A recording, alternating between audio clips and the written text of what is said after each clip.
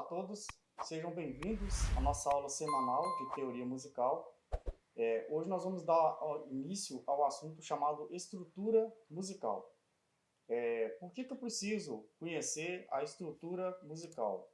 Qual que é o sentido desse assunto? Vamos lá. Para iniciar, vale lembrar que para nós entendermos estrutura musical, nós precisamos recordar o que é música, tá? Porque não adianta eu tentar abordar um assunto um pouco mais complexo sem a gente entender exatamente do que nós estamos falando. Então, pela definição do Aurélio ou do Wikipédia, né, música é o estudo da arte através dos sons, tá? Aparentemente, parece um negócio muito óbvio, né? Todo mundo sabe o que é música, mas se vocês recordarem lá no começo do projeto, nós abordamos sobre o que é música, né? E a música ela é composta basicamente por melodia, harmonia e ritmo, né? Que harmonia é uma coisa, melodia é outra, ritmo é outra, e por aí vai.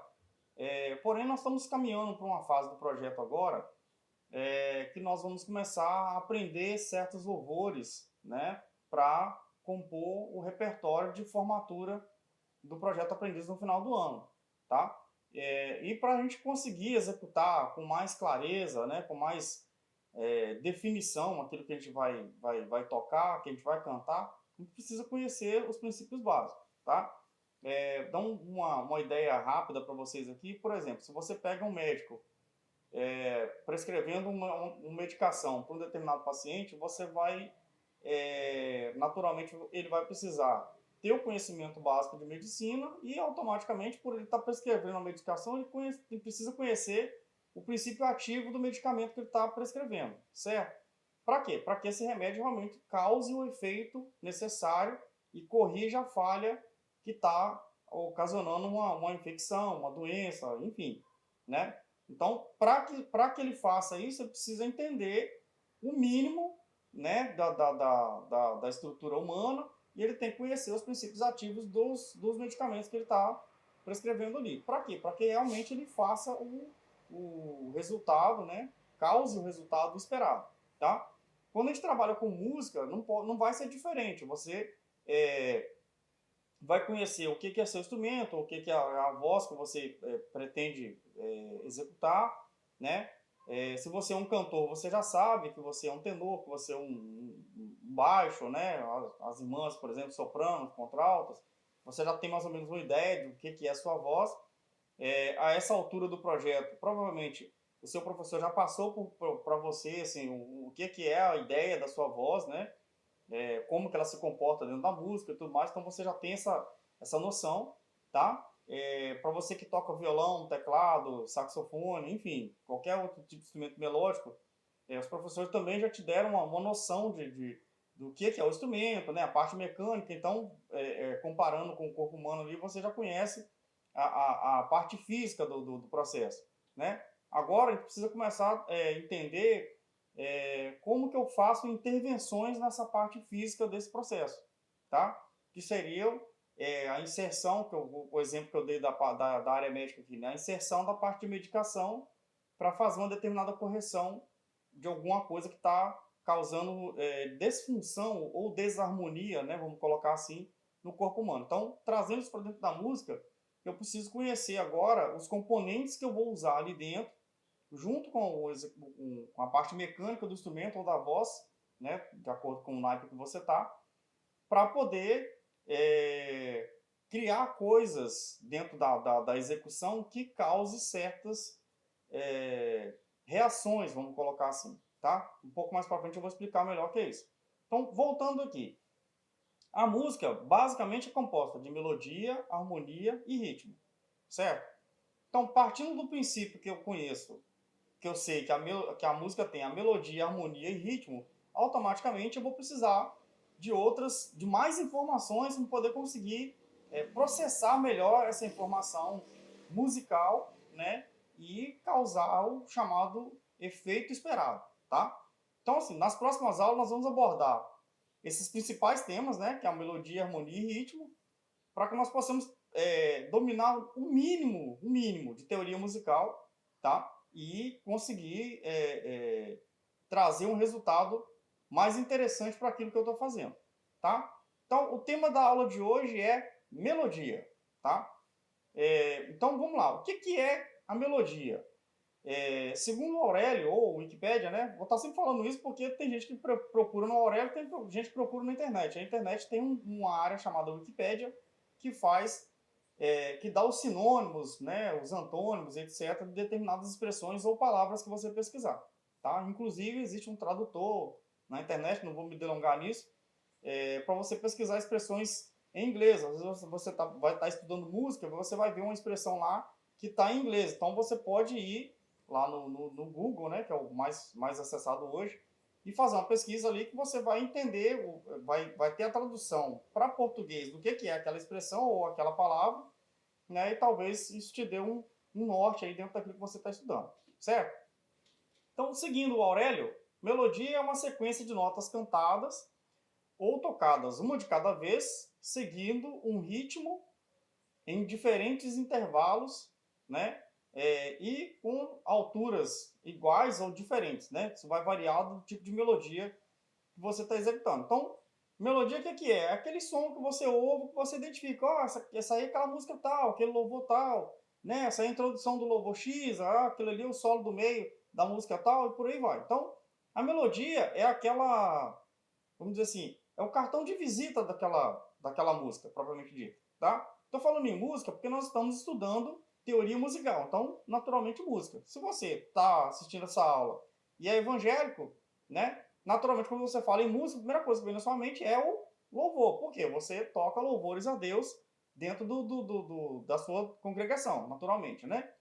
Mas, de repente, você está assistindo a aula, né? Ainda não é crente, né? Ou é um visitante e ainda está meio dividido, né? Música mesmo, tá? Então, não existe louvor que não esteja sendo executado uma música, porque a música é um conjunto de informações que vão usar a melodia, o ritmo e a harmonia para poder você conseguir processar aqueles sons, tá? Então, não vamos delongar muito nisso, mas precisa ficar claro, porque às vezes o professor agora tá, né, bateu a cabeça lá, diz que é crente, mas tá falando de música. Não, música é tudo aquilo que compõe a melodia, harmonia e ritmo em conjunto, né, um pacote, vamos colocar assim, tá?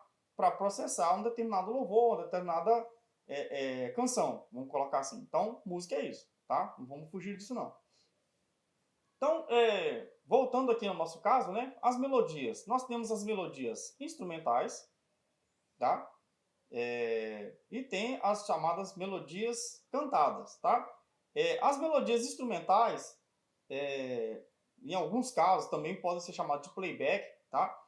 A melodia instrumental, na verdade, você vai tocar um trecho de uma música ou de um louvor, né, vamos colocar assim, com um determinado instrumento. Então você vai executar aquilo ali como se estivesse sendo cantado, né, com a boca mesmo, aquela melodia, tá? Aquele som, vamos colocar assim, né, já que a gente está tratando de melodia. O playback, na verdade, é a junção de todos os instrumentos que compõem a base de uma música, tá? Então, por exemplo, você pega aí, vamos pegar um cantor, por exemplo, Cassiane. Ela tem um louvor chamado Com Muito Louvor, certo? Então, assim, tem a introdução, que poderia ser chamada de playback também inicial, tá?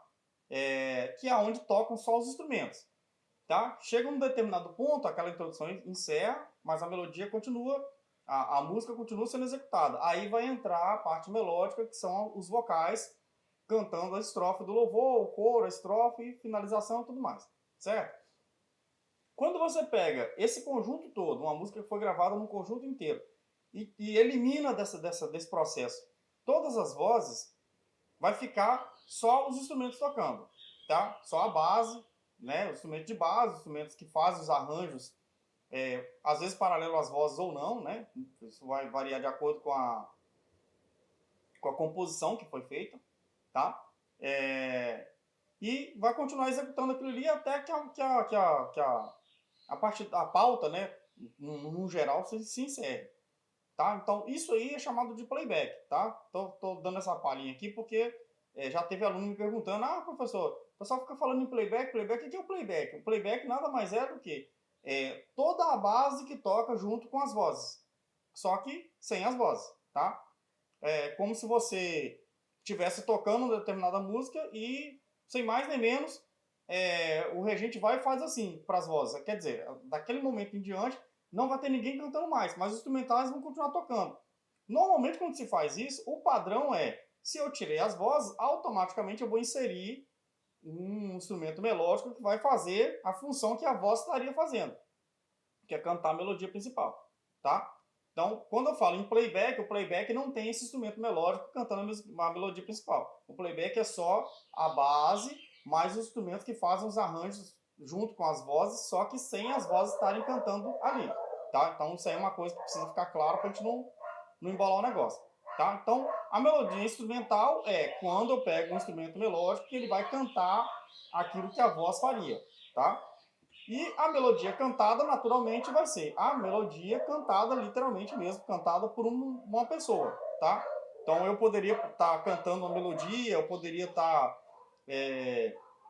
cantando um dueto, que seria duas vozes cantando, só que cada uma numa terça, né? Por exemplo, se eu estou em dó, estou fazendo uma melodia, na hora que eu faço a nota dó, a voz que vai estar cantando comigo vai estar uma terça acima, por exemplo, estaria fazendo a nota mi. Então eu tenho dó e mi sendo executados juntos, tá? Se eu migrei de dó para ré, a voz que está comigo vai migrar automaticamente para fá. Ele vai sempre seguir três notas acima, tá? Isso chama de uma terça acima. Já expliquei isso aqui numa aula mais para trás, mas mais para frente eu vou dar uma aula sobre montagem simples de arranjo, vocês vão ter uma ideiazinha rápida de como é que isso funciona, tá? Você pode ter um trio cantando, que teoricamente seria a mesma ideia, só que com três vozes, né? Um estaria em dó, um em mi e um em sol, tá? Isso vai variar muito do tipo de melodia, do tipo de arranjo que eu estou criando para aquela determinada situação. Nem sempre o trio vai cantar metodicamente uma terça acima. Às vezes o trio vai estar cantando a base, uma terça acima e às vezes uma sexta abaixo para poder dar um peso, dar um grave, né? Ou às vezes eu vou estar cantando com a base, uma terça acima e uma terça abaixo. Então a ordem que vai ser executado isso aí varia muito do tipo de arranjo que vai ser usado naquela música especificamente, tá? Existe também o quarteto, tá? Que são quatro vozes cantando e segue a mesma ideia, sempre uma terça acima, uma terça abaixo, só que aí a posição que as vozes vão estar vai variar de acordo com a composição que o compositor quis criar ali. Então, tem toda uma metodologia envolvida em cima disso aí, nós não vamos entrar muito nisso agora, porque não é o foco da nossa aula, é só para vocês entenderem. Então, assim, quando eu estou falando em melodia, eu estou falando de uma voz única cantando, tá? Dei exemplo de dueto, trio, quarteto, né? Mas tem sexteto também, tem quinteto e por aí vai. Mas é só para vocês terem uma ideia, né, de possibilidades que envolvem melodias, tá? Existem as melodias de grupo, né? Que você coloca um grupão poder cantar, às vezes aquele grupo todo está cantando uma melodia uníssona, ou seja, todo mundo está cantando exatamente a mesma coisa, não tem divisão de soprano, contralto, tenor, baixo, barítono, essas coisas, tá? Mas eu só queria dar essa palhinha para vocês aqui, para vocês entenderem que isso também faz parte da melodia, tá? Qual que é a função da melodia numa música, né? Às vezes nós estamos tanto falando sobre melodia aqui, né? Daqui a pouco a melodia vira melancia, né? Brincadeira. Mas qual que é a função da melodia na música? Naturalmente, a melodia, ela vai dizer para você que música está sendo cantada, né? Pela melodia você vai saber que música está sendo cantada ou tocada, que seja. Tá? Mas a função da melodia ela é de criar um ambiente ou um cenário. Tá? Aí, como seria isso? Por exemplo, vamos pegar exemplos de celebrações que todo mundo conhece. Vamos pegar uma mais triste primeiro. Por exemplo, você pega um velório, né? Em alguns lugares chamado de culto fúnebre ou culto de passagem. Se você está tocando uma música num velório, o que você precisa passar ao tocar aquela música? você precisa passar aquela sensação de que está triste mesmo, né? De que se perdeu um ente querido, né? No cenário cristão, vamos colocar assim, né? Quando você toca num culto fúnebre, né? Um culto de passagem, a ideia das músicas tocadas dentro daquele culto é de passar que existe uma esperança, né, para aquele que serviu a Deus, né, que foi fiel a Deus, de que ele vai morar no céu com Jesus, né, que o sofrimento dele aqui na terra acabou, que agora daqui para frente é uma outra vida, né, já no céu, no ambiente celestial e tudo mais.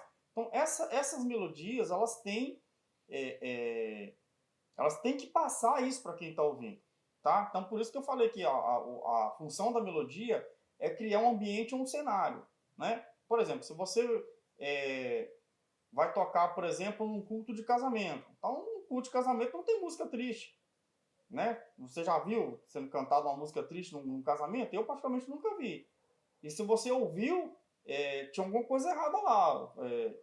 Por mais que os noivos, né, queiram, a gente gosta muito dessa música, que foi quando a gente se conheceu e tal, aquela coisa toda. Mas assim, por mais triste que aquela música ela seja, para ser tocada num casamento, ela precisa mudar de ambiente. Então você precisa tocar ela de uma forma que ela não mostre tristeza, que ela mostre o contrário, né? Mesmo que seja uma música falando de alguma perda, de alguma coisa assim, mas em algum ponto dessa música vai ter um ponto ali que te levanta, né? Que fala assim, não, mas você perdeu, mas você vai ganhar outro e tal. Enfim, tem essa ideia na música, ela precisa ter, né? Isso eu estou falando para um ambiente de casamento. Então, não é só a música que vai fazer isso, tá? Eu costumo usar uma expressão, às vezes, que eu falo o seguinte, que todo instrumentista, né, pessoas que tocam instrumentos, tem a alma transparente. Como é que é isso? Você sente o que a pessoa está sentindo quando você ouve o que ele está tocando. Ele pode estar tocando uma música pauleira. Se ele estiver triste, você percebe que o som dele está triste, né? Então, assim, quem é instrumentista, né, os cantores também, precisam estar preocupados com como que você vai executar determinadas melodias, porque você precisa passar essa ideia, né, para o ouvinte. Ele precisa entender o que você está tentando passar ao tocar aquela melodia. Você não pode simplesmente tocar de qualquer forma. Porque se você toca de qualquer forma, consequentemente você não vai conseguir criar o ambiente que você precisa para executar certas melodias, né? Então, voltando ao que eu estava dizendo mais cedo aqui, né? Se você está tocando num casamento é uma coisa, se você está tocando num culto fúnebre é outra, né? Às vezes você vai estar tocando, por exemplo, num culto de ceia, por exemplo, aí você fala assim, o culto de ceia é festivo, tudo bem, mas no culto de ceia você não tem que lembrar da morte e ressurreição de Jesus? Então você não pode quebrar o bambu, né, como o pessoal diz assim a grosso modo, em todos os louvores. Vai ter um trecho no culto de ceia ali que você vai levar o povo à reflexão de que Jesus morreu, de que ele ressuscitou, né, de que ele derramou seu sangue por amor ao pecador e tudo mais. Então, por causa dessa ideia, né, desse ponto do culto especificamente, vou precisar tocar aquele louvor naquele ponto ali não seria com respeito, mas assim, com temor mesmo, né? Você precisa valorizar esse sacrifício que Jesus fez e você vai fazer isso tocando. E você não pode simplesmente chegar e meter o braço ali no instrumento. Você tem que manter uma certa simplicidade.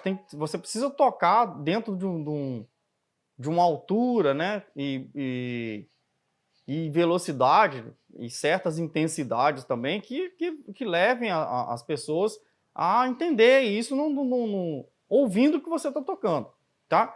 Então, assim, o objetivo da melodia, né, a função dela é justamente isso, é conseguir transportar a pessoa que está ouvindo o que você está tocando para o mesmo ambiente que você está, vamos dizer assim, imaginando. Por exemplo, se você está pensando vou dar um exemplo prático, né? Se você está pensando num campo florido, né? Com muita paz, com muita tranquilidade, né? Os passarinhos cantando, né? Aquela, aquele ambiente bonito, né? Que você se sente tranquilo, você se sente em paz. Naturalmente, quando você toca uma música que a letra dela te reflete isso, você tem que tentar passar essa ideia tocando, né? Você não fala de paz deitando bambu, né? Da mesma forma que você não vai falar em guerra tocando leve, suave e tal, a menos que naquele trecho ali da música ele peça que seja assim, porque ele vai contar uma história talvez triste, né, de alguém que morreu, né, alguma coisa assim. Então, tô usando muito essa expressão de que morreu, você fala, o professor tá em luto lá, morreu alguém, né? Não é nada disso. É para vocês entenderem mesmo na prática que a gente precisa passar a ideia da letra da música ao tocar e ao cantar, né? Então, assim, você coloca mais expressão na música justamente para você conseguir obter esse ambiente, né? De mais calma, de mais tranquilidade, de mais festividade e por aí vai, tá? Então, assim, você precisa, ao tocar seu instrumento, entender que você precisa transmitir essas sensações enquanto você toca, tá? Senão você não vai conseguir trazer o ouvinte para esse ambiente, tá? Então, assim, toda vez que você toca ou que você canta determinada melodia ou determinada música, né? Vamos colocar assim, a gente precisa ter isso em mente. Ó, eu tô tocando uma música aqui que é uma música bem alegre, bem festiva. Então, assim, não quer dizer que porque você vai tocar uma música acelerada, que ela é feliz, que ela é alegre, tá?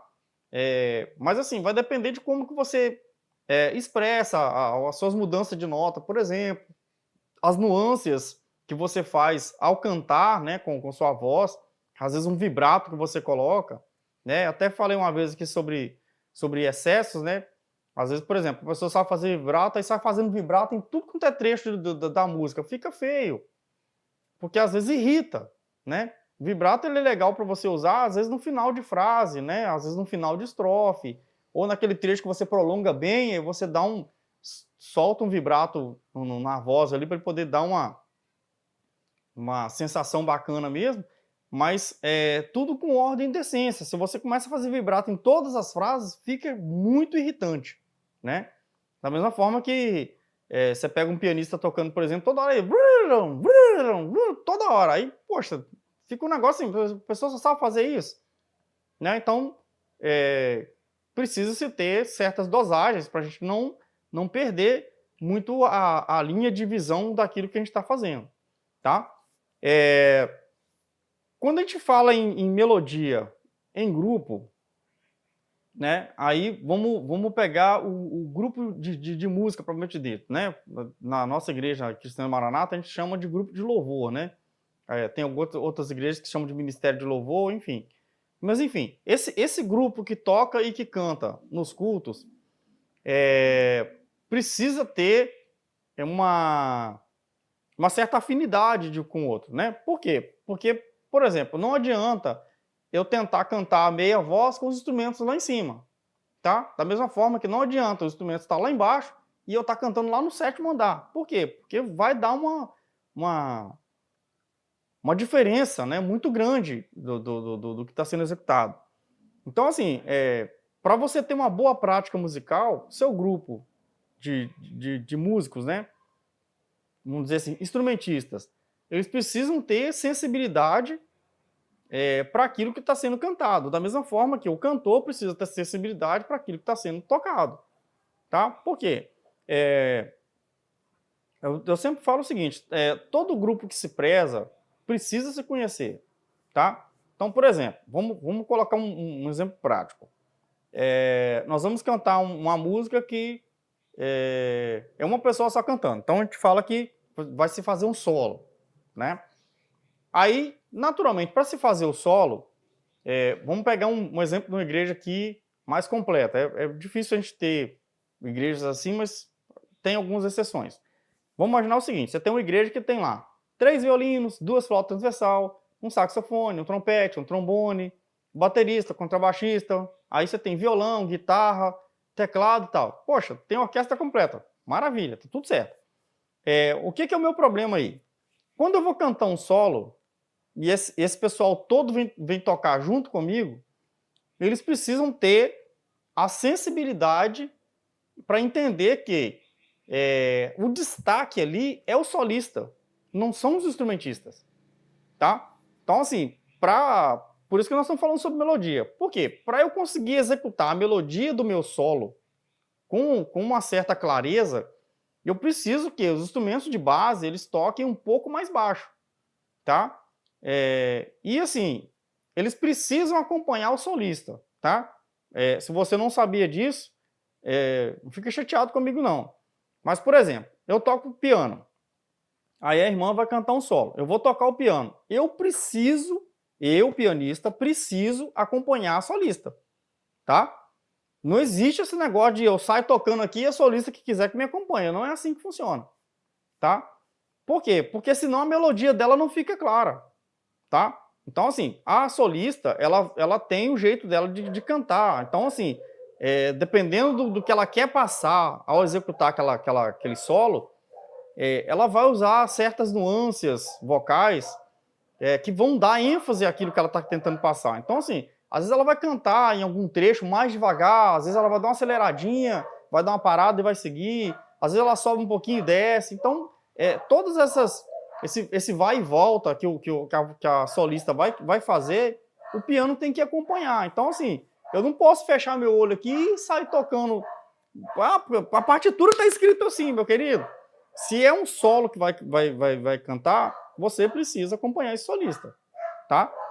A menos que vocês ensaiaram, né? Estão ensaiando, tem 2 semanas já para poder cantar num evento especial que vai ter final de semana. Então, se já está ensaiado assim, aí na hora do evento você não faz diferente. O solista não tem nada que ficar dando um ataque lá, tá? Só que assim, o pianista ele precisa ter, o tecladista também, né? Precisa ter essa sensibilidade, né? Às vezes, assim, o ambiente do culto ali, né? O jeito que o culto está sendo processado, ele criou vamos dizer assim, uma expectativa um pouco diferente. Às vezes, você estava assim naquele ambiente bem festivo, assim, e por alguma razão Deus mudou o projeto do culto ali e ele deu uma acalmada, deu uma sentada. Então, assim, você não pode entrar rasgando aquele negócio lá no 7º andar. Por quê? Porque o ambiente do culto mudou. Então, essa sensibilidade o vocalista precisa ter, e uma vez que ele alcançou isso, automaticamente o tecladista ou o pianista precisa acompanhar, tá? Aí, assim, quando você está cantando um solo, não tem bateria, descendo o bambu, bateria faz mais acompanhamento, né? Às vezes um prato que enche ali, um toquinho diferenciado na caixa, né? Aí, assim, sua marcação bem suave, bem leve, tem o mínimo do mínimo na bateria ali, tá? Tem um pessoal que usa aquele jargão, né, de menos é mais, eu particularmente não concordo com isso, não. Eu acho assim, você precisa ter bom senso, tá? Se é um solista que está cantando, naturalmente a gente precisa trabalhar para que o destaque da melodia ali do solista ele realmente apareça, tá? Da mesma forma que, vamos pegar um exemplo mais aberto. Nós estamos num culto, né? Aquela felicidade toda, nós estamos cantando louvor, a igreja está cantando lá a plenos pulmões, o louvor acabou. Aí o tecladista entendeu que dá para poder fazer um solo ali e voltar lá no refrão. Tá tudo certo. Aí assim, vamos imaginar o seguinte, uma melodia que favorece um saxofone, certo? Se a melodia favorece o saxofone, é natural que o saxofone puxe essa melodia. Aí é o seguinte, trompete não tem nada que acompanhar, trombone não tem nada que ir atrás, violino não tem nada que tocar junto, flauta não tem nada que tocar junto, favorece o saxofone, deixa o saxofone lá, entendeu? Existe o arranjo do violino, da flauta, do trombone, do trompete, faz os arranjos, deixa a parte melódica com ele. Por quê? Senão vai todo mundo para a parte melódica e embola tudo, tá? Então, assim, essa questão de melodia, assim, a gente precisa ter muito cuidado com ela, justamente por isso, porque às vezes, assim, você tira o brilho daquele momento que o instrumento teria e joga um monte de coisa no meio. Você meio que faz uma farofa e, no final das contas, ninguém entende nada, né? Então, assim, são dicas que eu estou dando, porque quando a gente está falando de melodia, é sempre bom a gente entender que essa melodia, ela precisa ficar clara, tá? Tá tocando sozinho, não tá? Dueto, trio, quarteto, sexteto, que seja. Precisa ficar clara, tá? Porque senão você perde o objetivo da melodia. Ela não vai conseguir trazer o ouvinte para aquele ambiente que você está tentando mostrar, né? Porque a música, ela causa isso nas pessoas, né? Quantas vezes você está, às vezes, passando num lugar, você ouve uma melodia e fala, rapaz, lembra desse negócio aí, foi naquela época que aconteceu isso, isso. Não, lembrança boa, tempo bom aquele, né? Quer dizer, aquele toquinho ali, ele te levou 10, 15, 20 anos atrás, você lembrou de uma situação que você nem lembrava, né? Então a música, ela causa essa sensação, ela consegue transportar você de um lugar para o outro em milésimo de segundo, né? Tanto para ambientes tristes quanto para ambientes alegres, né? Normalmente, ambientes alegres, tá? Nós estamos chegando aqui ao final dessa aula. Eu tenho sempre falado, né, sobre a questão das dúvidas, né? O pessoal mandar as dúvidas no chat para nós. E no grupo, né, de teoria musical que nós temos aqui no WhatsApp. Às vezes alguns mandam, outros não. Às vezes ficam com vergonha de perguntar. Olha só, não fica com vergonha não, tá? Porque às vezes a vergonha que você tem de perguntar um negócio é justamente aquilo que você não consegue fazer lá na hora do culto, tá? Então, ficou com dúvida? Pergunta. Você acha que eu falei alguma coisa errada? Manda para mim, ó, aquele trecho, aquele assunto que você trouxe ali, assim, assim, assim, não é assim não. Porque se tiver errado, eu não tenho problema nenhum em voltar aqui e gravar outro vídeo, meu irmão, ó, me desculpa, na aula tal, eu falei isso, isso, isso aí não é assim, isso aí é assim, né? Porque às vezes aqui no calor da aula aqui, a gente acaba falando alguma coisinha que passa um pouco do programado para a aula do dia, né? Mas é importante vocês entenderem que a gente não sabe tudo, né? A gente está sempre procurando aprender mais, né? Desenvolver mais. Então, se acontecer de a gente falar alguma coisa errada, naturalmente a gente vai corrigir, tá bom? Eu espero que essa aula de hoje tenha clareado alguma coisa sobre melodia para vocês. Nós voltamos na próxima aula. Vamos seguir com o assunto de harmonia e, na sequência, sobre a questão de ritmos, né? Já tem um aluno até que me perguntou sobre isso, está aguardando essa aula lá. Mas eu achei importante falar sobre esses dois primeiros, para a gente não pular nenhuma etapa, né? E, naturalmente, conseguir clarear esse assunto definitivamente na cabeça de cada um. Até porque, assim, a gente vai abordar alguns assuntos mais à frente que a gente precisa ter todas as dúvidas sanadas com relação à execução de melodia, de harmonia e de ritmos, para a gente poder seguir com os próximos assuntos, ok? É isso, nossa aula termina aqui. Agradeço a todos pela presença, fiquem com Deus e a paz do Senhor.